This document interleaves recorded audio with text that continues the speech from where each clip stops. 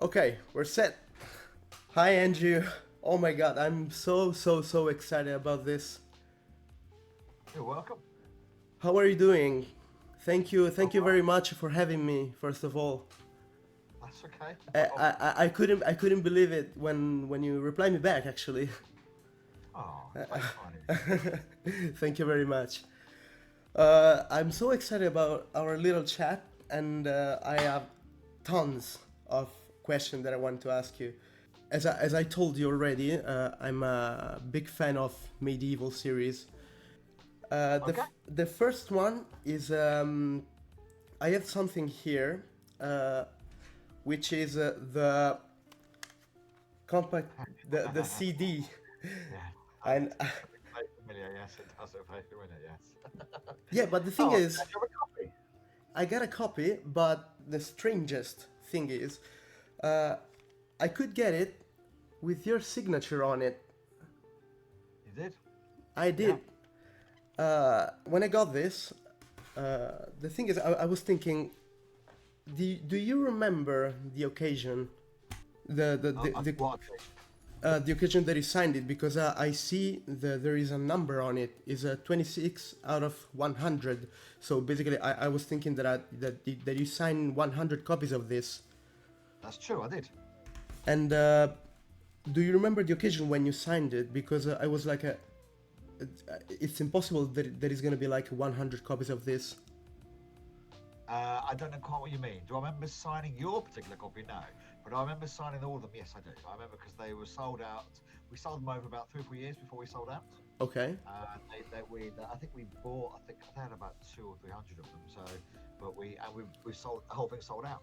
But I don't remember. If you're asking me if I remember signing yours, no, that was 20 years No, ago. of So I course. don't remember signing yours. But I do remember signing them. I'm chuffed you still got it. But it was like one after the other, so 100 copies like one, two, three, four, or it was like No, no. It was generally we would sign them as we got the orders in. So okay, okay, they okay. would turn up and we would sign them, yeah, of course, there was an initial first batch, so we signed quite a lot to begin with. But then, yes, other than that, we just signed them as the orders came in. Okay. Because I was thinking, oh my god, if you should have signed it like 100 one after another, and it was like crazy, your hand must really painful, you know. Yeah, And it that was would have like, been. and it was crazy. One question that I want to ask you is, it was really hard to create a medieval theme songs, Okay. inspiring, I don't know, like medieval time for the Sorry, game. you're asking me, was it hard to create the medieval themes? Is that your question? Exactly. Well, like all these things, I'm inspired by I mean, the team had a very clear idea of what they wanted, which is rare, but quite a nice thing to have. And so when they first talked about the game, they came. Okay, you have to remind me, you have to bear with me now because we're going back 28 years now. Of So course. I'm not remember all this, but they had a clear idea because the reference of the game visually was going to be a 3D version of the game Ghosts and Goblins and Ghouls and Ghosts, which was an arcade game from the 80s from Konami, and mixed with, but the visual, but it taken to 3D because 3D was quite new back in those days, Yeah. and but with the visual references of Tim Burton's A Nightmare Before Christmas, which actually not, it's actually Henrik Selick who made the film, but Tim Burton produced it, which was a very clear design aesthetic. That's gothic horror fantasy thing. And so when they came to talk to us about the soundtrack, I remember because I was me at the moment I was doing it on my own. That was when I first started. It was Bob. I didn't join working with me until about I think 6 months into it. So it was on my own. So Ah, okay. they brought up because he was working. He was a sound designer. And he wanted to do music, but he'd never. That was his first chance. But they brought up CDs. I think it was on the soundtrack for Dracula, which was by Wojciech Kilar from 1992 film. It was Interview with the Vampire by Elliot Goldenthal, and of course the Danny Elfman score to Okay. Edward Scissorhands and Nightmare Before Christmas. These are, I think, if memory serves, they were the four references. Okay. And I'd never written an orchestral track at that point in time. Most of the music I'd done before then was what you would call more traditional game music. You know, it was riff based, synthesized. It was it was a very different style of composition. This approaching film scores was a whole new world to me. And at the same time, I had not only did I have to try to understand how to write music in Hmm. this particular genre, but then on the flip side, the complexity of doing that without a real orchestra. I had to program everything, so I had very little.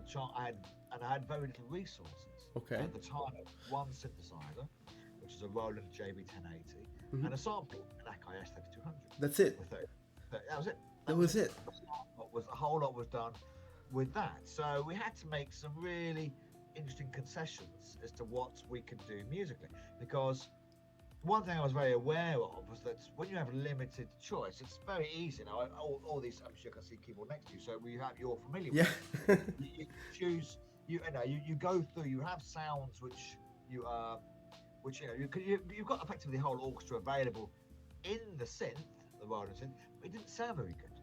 Like the strings sounded okay, the brass sounded terrible. The Terrible. flute, the wood sounded pretty good because it's been always been very difficult to make brass sound realistic, program-wise. So you find yourself writing music which veers towards the strength of the sounds you have, rather than the whole palette of the orchestra and the choir and everything else. I was finding myself steering away from brass and more towards strings, like rhythmic sounds like pizzicato and piano and that kind of thing. That's reasonable. It sounds okay, not brilliant, but it sounds okay. But the brass sounded terrible, and any sort of lead instrument. I think only until I think one of the last tracks I did on Medieval was actually called Meg 15, which I think is now called Enchanted Earth. That was the first Enchanted time Earth. that I had access, to. I think it was I forget the name of the sample CD, but it was a solo violin, and this was a far more realistic solo violin than I'd ever heard, and it was far more realistic than anything which was available on the synth that I had. Yeah. But I only got that right at the end of the project. So we had some orchestral sample libraries on the Akai, but you had 32 meg of RAM. You didn't have a great deal to choose from. So yeah, you're sort of trying to create a template, as the people do these days. But again, just very, very little choice. So yeah, you find yourself working to the strength of the sounds you have. So the complexity was trying to write music in a style which I was completely unfamiliar with. It was something which I loved. I've always enjoyed film scores, but it was something which I knew nothing about how to write. I mean, fortunately, I was a classically trained musician. I studied music. I did instruments. I could read music, understand it. I could understand a score. So I could dissect a score from a film, Of course. and I understand what made it work. But then trying to replicate it on these one synth and this one sampler was incredibly difficult to do. I mean, it's weird because in some ways you find yourself sort of because quite often I would say, why does my stuff not sound as good as a film score? And the argument I would make myself, well, of course it doesn't because it's not a real orchestra. But actually, it turns out that also the way I approached scoring was actually not the way that a film score is written. So it was kind of bits of both. And it wasn't until I did a game called Primal about 4 or 5 years later Okay. did I really did the penny drop? Did I have the light bulb moment and go, why does my stuff not sound as good as a film score? And in my opinion, why does it still sound like game music done with orchestral samples? It's because of the way you write. Of The way course. you write, most games composition at that point, up until 1998 when this came out, the 8 years I'd done it before that, was kind of bottom up. You kind of come up with a riff, like a bass line, a melody, or drums, whatever you're doing, and then you layer everything on top. Yeah. Everything was on top. Well, you had your chords, you had your guitars, everything, and everything comes from bottom up. Then I got one more question about this inspiration that you got because when I heard your TED talk, when you went to TED talk to TEDx, that was so inspirational to me because it was like anything that I've ever seen because you made, I don't know, basically a little song with scraps, with anything, and it was like how did you do it? I mean, you must have like a big musician brain. I don't know how to tell you that. Well, But it was out of the box. It's thinking out of the box. Yeah, you are. Exactly. So, you're right. So going back to what I said earlier about bottom Yeah. up composition, what I discovered is that most film scores Like it actually is top down.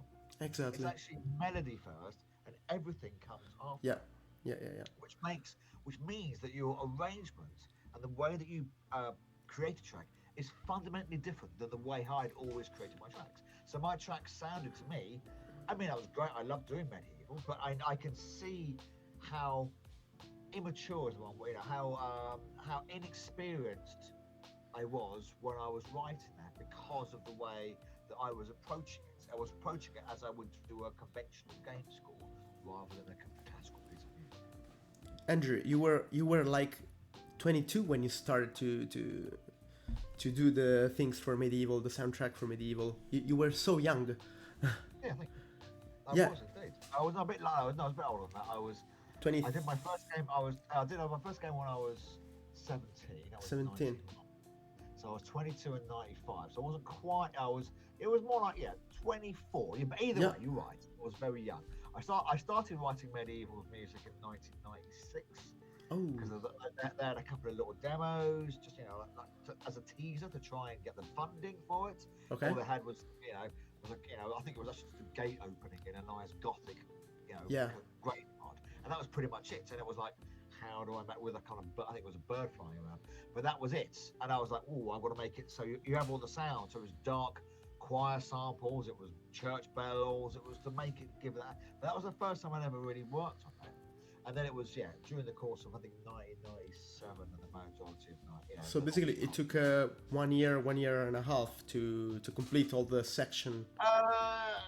It's difficult to say exactly because there was a lot going on at the time. Because when I was Okay. in house, I was also working on 2 other games at the same Ooh, time, and I okay. was doing all the other sounds. It wasn't just a case of music; it was all the sound design, all the sound effects. In many cases, the Yeah. voice recording and localization. So it was a really, really busy time because I was working on a game called Frogger and a game called Beast Wars, all kind of around the same time. And it was a very productive period because it's funny because I think a lot of people have discovered me over the years is because 10 or 12 years ago, someone said to me, a friend of mine said to me, do you realize your music's all over YouTube? I went, no, I haven't looked it up. And I started commenting on the YouTube videos Yeah. of my stuff. I saying, saw that. I Yeah, I saw said, "Thank you." everything. I said, thank you for keeping the spirit of the game alive. Some people had, uploaded a game of mine from 34 years ago. They did it like 10 years ago. So I was like, the game was even then 24 years old. So it's always been very humbling for me to see that people have felt that it was worthy of update, of putting online people listen to. And so it's always a good thing for me to sort of reflect and go back as to what I was doing at the time. So Frogger, interesting enough, I mentioned Frogger. Frogger now. I was mentioned. Yeah, and I also now comment on Frogger videos. And Frogger was a really, really big selling game. It was the number 27th best-selling PS1 game of all time, globally. And it was sold millions and millions in America. And it was a really, really hard game. And there was no credits. The only way you could see who worked on the game was by completing it at that point, which was impossible because it was such a difficult game. So very few people had any clue that I worked on it until I started commenting on YouTube and going, people have uploaded the whole score to Frogger. Thank you very much, because that was a fun game. That was absolute fun. Of course. Well, actually, it was like a similar matter here in Italy, because the dubber of Sir Daniel Fortescue did not get in the credits, and when I met him, I asked him why, and he was like, I don't know either, because they messed up with the names and everything, and it was like, what? How? It does happen surprisingly often. Oh, yeah. It's like I recently joined Wikipedia to add my name to some credits, and I'm struggling because they're saying I have to reference what they call what I forget the term they use, but the sources I had to cite had to be reputable sources.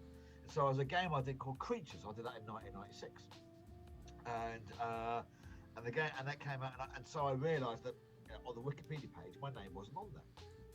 So I edited it, and somebody from Wikipedia came back to me and said, I need proof.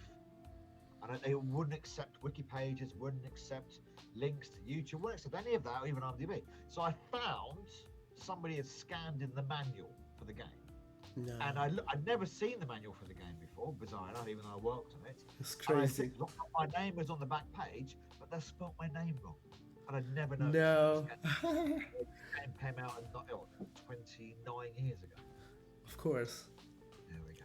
Anyway, next question. Sorry, yes. Next question. Okay, nice. Well, you were called like 4 or 5 times to do the Medieval soundtracks. It was like Medieval 1, Medieval 2, Medieval Resurrection, and the new Medieval that came out in 2019.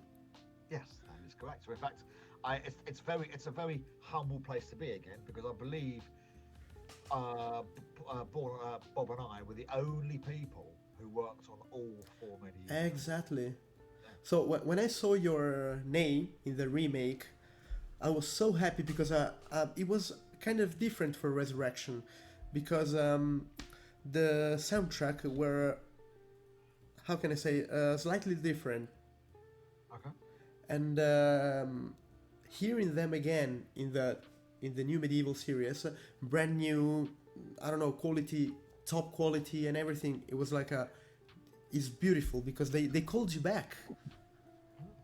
And the question is, which versions do you prefer, the 1998 or the new ones, 2019? I mean, people do ask me this, and it's funny because again, people have commented on YouTube, "Oh, I prefer the original, and I always say I much prefer the new version, for the simple reason that if I had the ability, if I had the resources available to me back in 1998, that's how I would have done it. Okay. I wouldn't have done it with synths. I wouldn't have done it with programming. I mean, the interesting thing is that they wanted it to be. It's the interesting thing is where how much horror there is, how much fantasy, and how much comedy.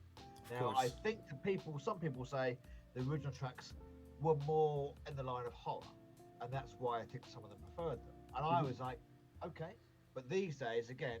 But I don't see Medieval as particularly as a horror game. I don't see Medieval 2019 as particularly horror. I see it's more comedy, fantasy. It's like a cartoon. Yeah, exactly. And therefore, I was less interested in embracing the horror aspects of it musically. I would prefer to have much had the more slightly comedy, as you say, cartoon tone Exactly. of the newer one. And in fact, as you say, the 2019 game was, for me, the best version of the game, and it's the most filled out visually. It's the most interesting. For me, it ticks all the. And of course, musically, I had all the resources available to which I would never have. Whether it be having a week to record an orchestra, in like 50 hours. Exactly. Incredible thing to be part of. Whether it was having the ability to have the music react to how you were playing it. Not a huge. It wasn't. If I was to write, say a Medieval 3 came out, oh my God! Don't tell me that. I'd love to say it happened, but I'm never going to hold my breath. It will happen.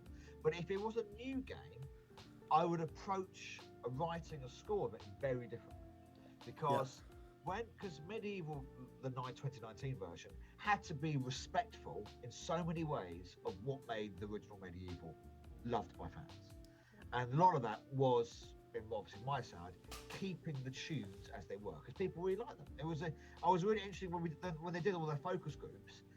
So many people mentioned how much they loved the music from the first game, which was very humbling, and therefore I wouldn't be able to move too far away from that for fear of alienating people. So we had to make sure that what we did was very respectful and very in keeping with what we did on the original game. But the original game, just purely structurally, at that point, it was 1 track per level and 1 boss fight, and one track per boss fight. That was it. The one thing which always bugged me about doing games back in those days is the music never reflected what you were doing. Whether you were, in case of Medieval, whether you were swarmed by zombies or whether you were just calmly walking up a cliff, walking up through some landscape, the music wouldn't change. So when I first came up with the tempo of the medieval tracks, the in-game tracks, I had to make sure that it wasn't too slow, so that it would drag the game, but it wasn't too fast, that it would become irritated to your ears, but also poorly reflect what's happening on screen. I had to find sort of a middle ground. Whereas now, with all the interactivity, all the interactive tools that are available to us, I would write a score which is far more dynamic in the way it could respond to what players were doing on screen, which would therefore mean that some of the original structure of the melodies, the long melodies I had in the first game, it wouldn't work. Again, it'd be one of those things to experiment, because again, if people really, because the one thing I've noticed over the years is it's the melodies I've written. That's what people remember. That's the thing which they will say, this reminds me of my childhood, this reminds me of a time in my life, and it's what they remember is the melodies. And those melodies are quite long.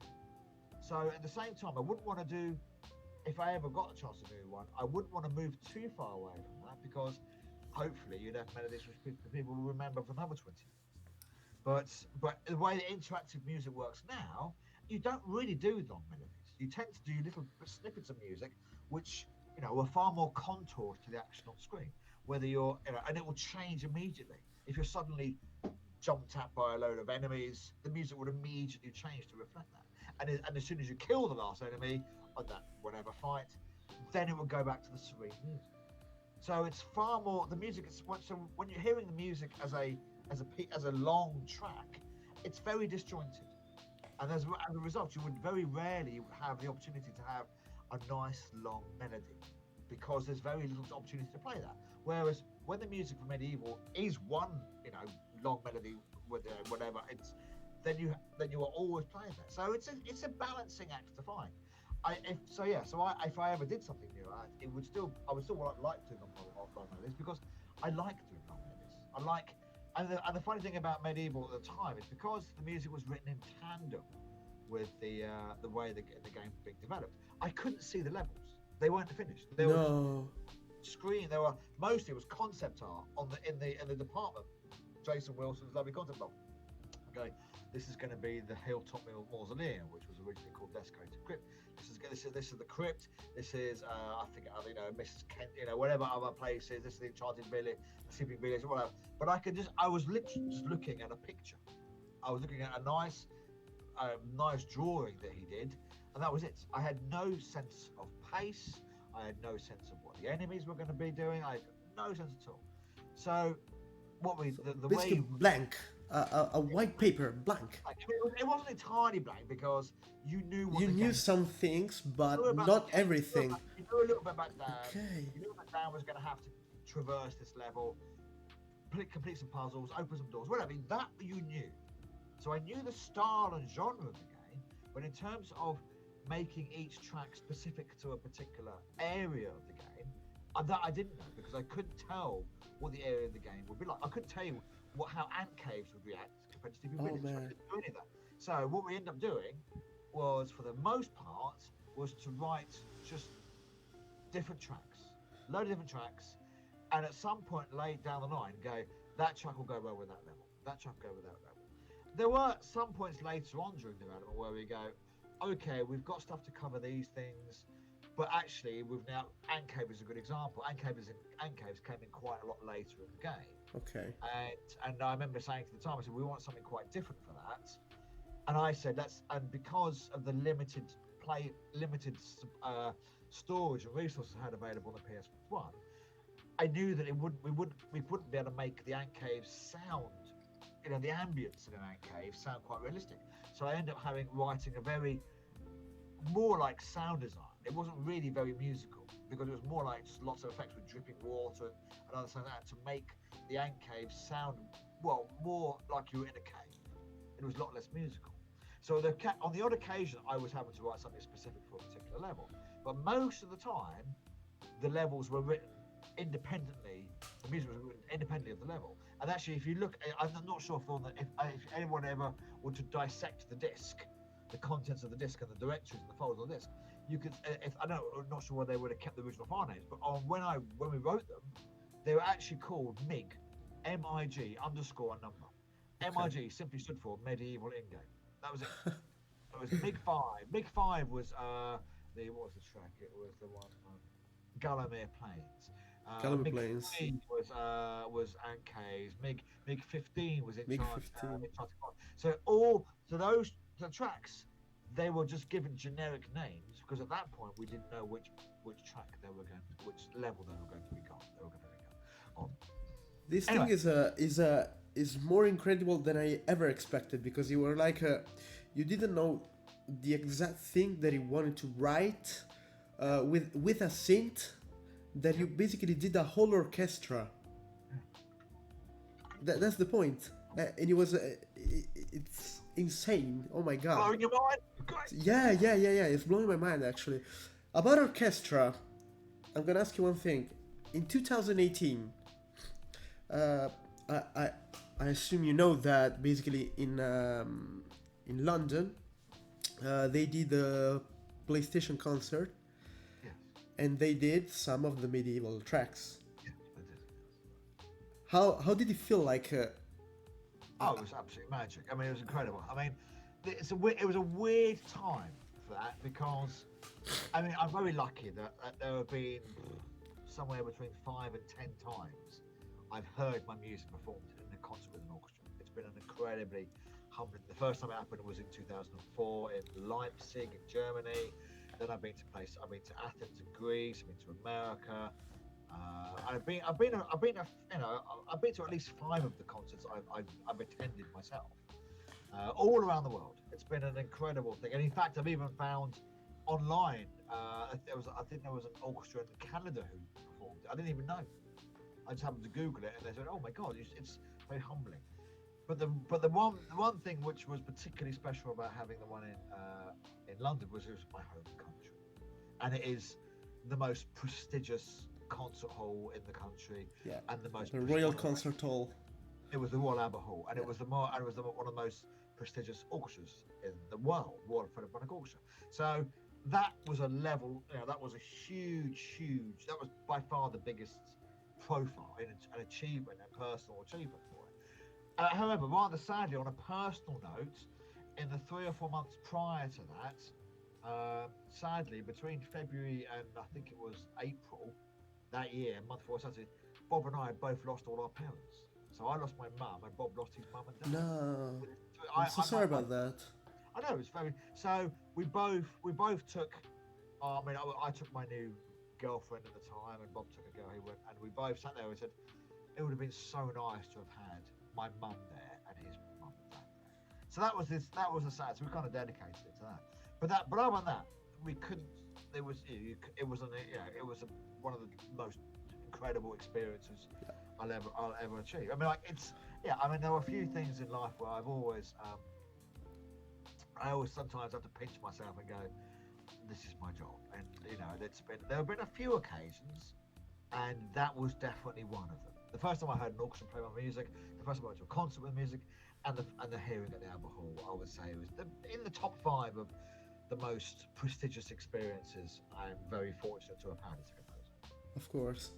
I'm gonna tell you one sad story, because this thing is bumping my head like crazy. In 2018, I was living in London, but I discovered only in 2020 that they did a medieval concert. I was living in East Finchley, and it was like I was like over there. I didn't know anything until I saw a video, and it was like I was so mad with myself because I didn't know anything at the time.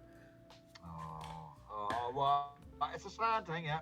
Nothing worse than missing out on something you really want to have gone to. Oh yeah. But, Yeah, but happens. okay, I've got about another 10 minutes. I've got to Of head course. over about half.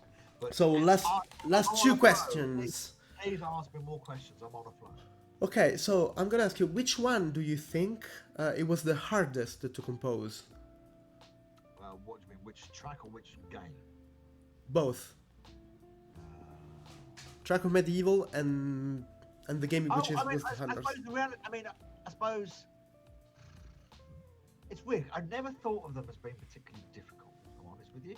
It was because once the form. It wasn't case one. No, that's okay. I don't mean that. It's difficult. I mean, like, once I had worked out the formula of what makes a track a medieval track, Okay. then they flowed.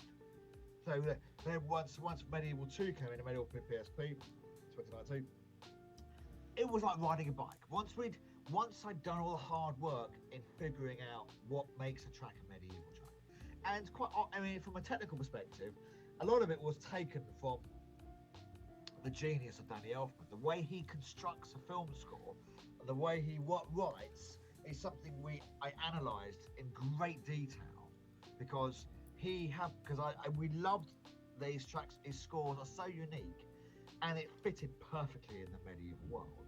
So, what can we take from technically what he does, adding elements of what I do and what Bob does, and making it our own? But in terms of the foundations, so from that perspective, the hardest track for medieval was the first one. Getting the first one right is because it's all new at that point.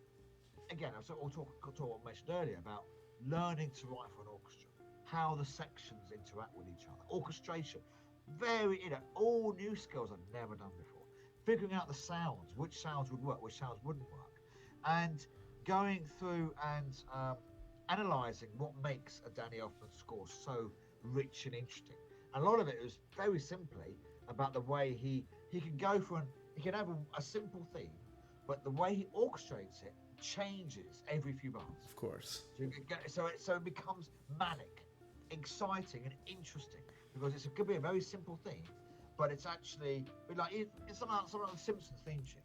It's a brilliant piece of music, but it's orchestrated so beautifully because it varies throughout the track, whether it be a wow the brass or all the really fast strings and all that stuff, all the colour he adds to make his tracks really interesting and unusual. That was something I had to learn, and that was something I'd never done before. So So the reality is, what's the hardest track to do? Would probably be getting the first one absolutely right. In fact, interesting enough, the first track I think I wrote was one of the graveyard tracks, okay. And I'm thinking of Medieval 2, Museum. But then by the time that we'd gone through the whole writing process, I was much better. I'd figured out the formula much more clearly in my head. And so it was like one after another, and that's it. And then I came back to the first Medieval track and did it again, because of all the information that I now learned and how to construct the track. I came back and rewrote the first track. I forget this is one of them. I think it's maybe one of Medieval 2, because I was far more clear in my mind of what the formula was. And once that formula was set, how we construct things, the chord progressions that I use, what makes it interesting else, then it became it started to flow. I mean, it's never easy, to be honest. No, of course not. But for anybody, I think is easy. Yeah, of course. But in terms of making it the formula, coming up with that original formula was probably the hardest. So in terms of that, what was the hardest one? The first game would have been the hardest because it was all new, and the first track would have been the hardest because it's all new. That's probably the best thing to do. I mean, I suppose adding one thing to that, when we got the option to record it live in 2004 for the Medieval PSP version, then it was a case of, okay, I also now need to apply everything I've learned from doing Primal, which is our first live orchestral gig, and applying that to Medieval. That was also a next challenge. Are these good enough? Are they in a robust position to be recorded with an orchestra? What do we need to do to change it, to alter it, to orchestrate it, reorchestrate it, to make it with an orchestra? That was probably the next biggest challenge. Waffly, but hopefully an insightful answer. Wow, I never expect that. Never in my life. I never expect that. Well, Andrew, I'm gonna ask you one last question and one personal question. So, I was wondering, how did you get the job? I mean, it was like a contest. Sony knew who you were, so they called you. I don't know, because I was thinking it was like a. Well, very simply, I was the in-house composer. I was on staff. So Sony. You were already on when I stuff. came to Cambridge, which was almost 30 years ago now, I moved to Cambridge to work as in-house composer, as the first in-house composer at a games development studio called Millennium Interactive. That was in June 1995, and June and a year or so later, we were now working on PlayStation, and Chris Soul, who designed Medieval, he worked. He, he Millennium was going to design and develop and maybe even publish Medieval, and it wasn't until Sony were interested in coming on board did they Sony agreed to publish the game, and then at some point, I don't know exactly the story. I think there are documentaries online about this. Chris Soul suggested, well, you just buy the company. Just buy, do you need that? You're looking for another studio. And in fact, one of the things which is really, I was very humbled, is Sony didn't have a particularly well-resourced music studio, recording studio. So one of the reasons they bought the company is because we had this great recording studio facility. That's crazy.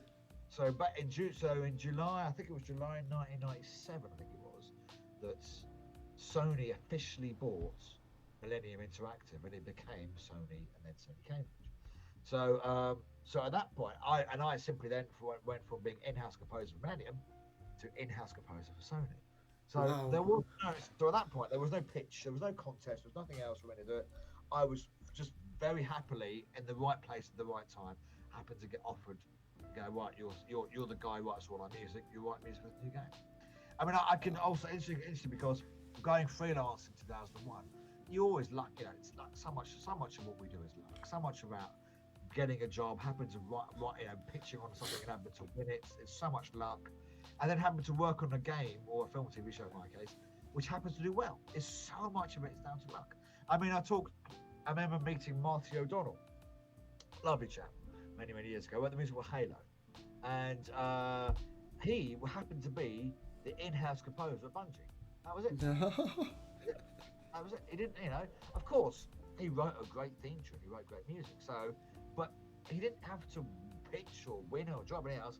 He was their staff composer. Wow. And just by luck would have it, happened to work on a game which was enormously successful. So it's just pure luck. I mean, yeah, Medieval's never had the level of profile as Halo and everything else, but it has what I would like to refer to as a bit of a cult following.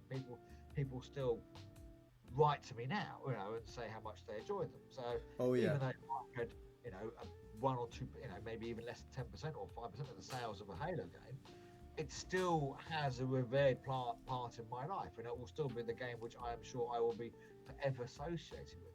And obviously, having scored all 4 Medieval games is something I'm enormously proud of. And of course, if there came another one, I would love to do it. Because as a fan, when I hear the Medieval music, all tracks sound so different within each other. That's the point. Because basically, when I play a game, for example, it's difficult to hear the soundtrack, but not in the Medieval game. In the Medieval game, the game is 50-50 with the music. That's the thing. And basically, it's so beautiful because they are so different within each other that when you do stuff, you hear this music that basically comforts you. It's very comfy. That's very kind of you to say. Of course. Very kind of you to say.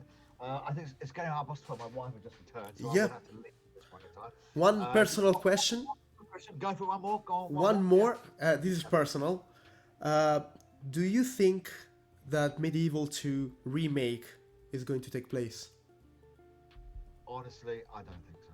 I would love to say yes. I would love to say yes, but sadly, Sony are not. I don't think Sony have got the appetite for it. I would love to say yes, but no. I honestly think that it won't happen. I mean, everything could be different, but my gut says to me, I don't think it will happen. I don't think it will happen. Unfortunately, I never want to end on a sour note. Of course, I would love it to happen. And people did say, why did they not do both games at the same time when they did the remaster? It was purely a cost thing. It's much more expensive to remake 1 and 2, whether it's to do 1 and do a test in the water. I figured. It's always a difficult thing to do. So it sold all right. It did sell okay. It made its money. It wasn't a case of it was it wasn't a failure. It didn't by any stretch of the imagination. It did well, but did it do well enough? Would the Metacritic score high enough to that? Because I don't think so.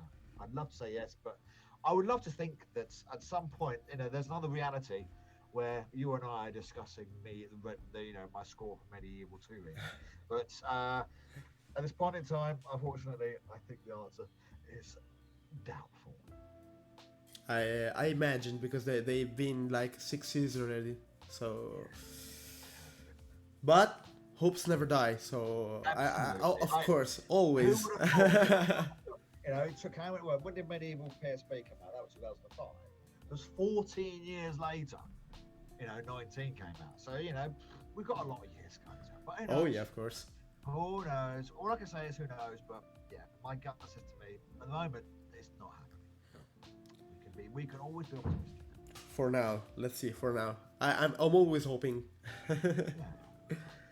Andrew, I don't know how to thank you actually. Oh, that's perfectly well. Thank you. You kept pushing me, and it was fine. I've been very, very busy, but I'm glad I could find the time. Thank you very much. Alex, you're very welcome. So I have to say now because my wife's calling me already. Of course. Coming out, but lovely to meet you. I'm glad we could do this. I'm happy to help. And I hope this is not going to be our first and last time. Oh, that's very kind. Well, I'm going to text you. All right. Thank you. Thank you, Andrew. Thank you very much. Thank you. Bye.